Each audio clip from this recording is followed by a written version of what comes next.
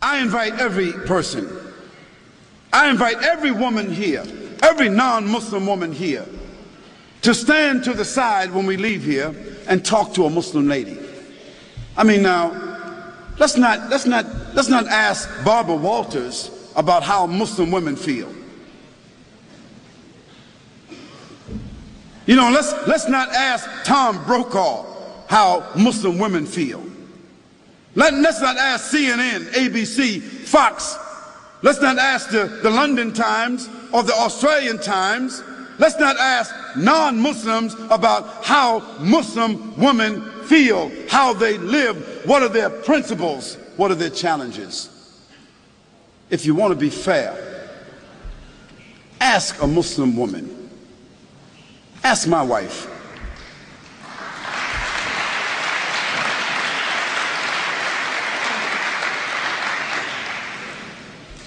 Ask my mother. You see, ask a Muslim woman that knows her religion, who has a relationship with her Creator, who is stable in her society, understanding her responsibilities, her relationships. Ask her. And after that, I think you should be fair, that you don't need to ask someone else. But the problem is, no one really wants to ask Muslim women. We want to take pictures of women in Afghanistan, and pictures of women in Palestine, and pictures of women in Pakistan, and pictures of women over here. And we want to listen to what people say about female circumcision, as if Muslims got women, 1,000, 10, 30,000, 40,000 Muslim women all over the world is being circumcised. Some crazy Steven Spielberg stuff.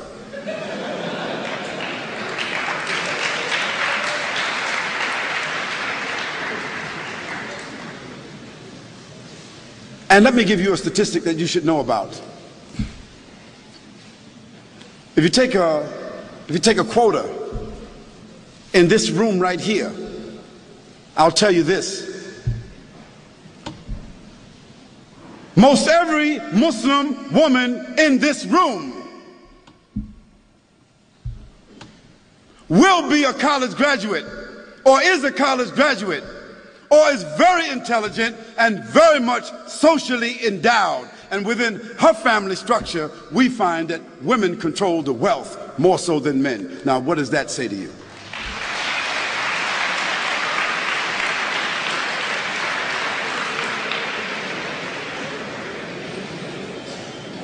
Now, where you find women oppressed, women exploited, women mistreated among Muslims, that is because those Muslims themselves are not representing the principles of the religion. And in every religion, you've got black sheep.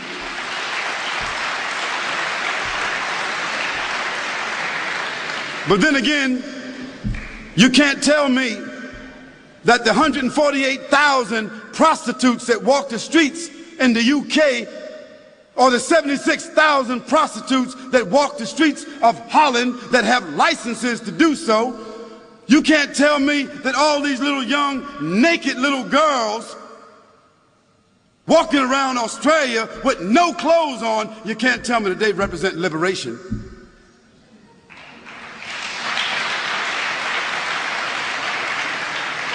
You can't tell me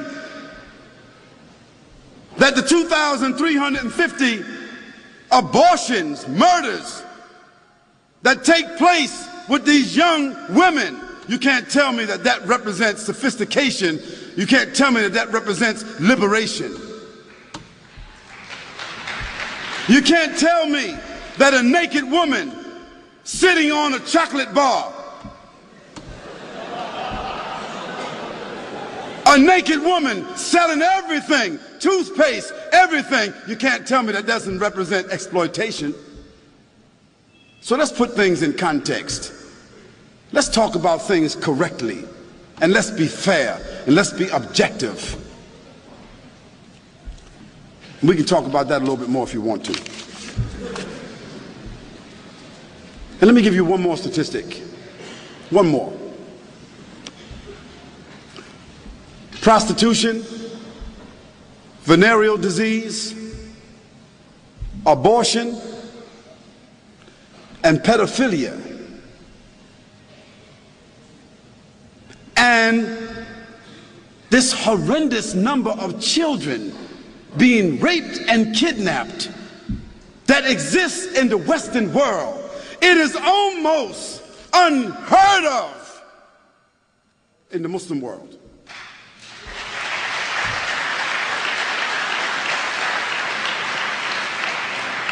So I think that the statistics kind of like speak for themselves.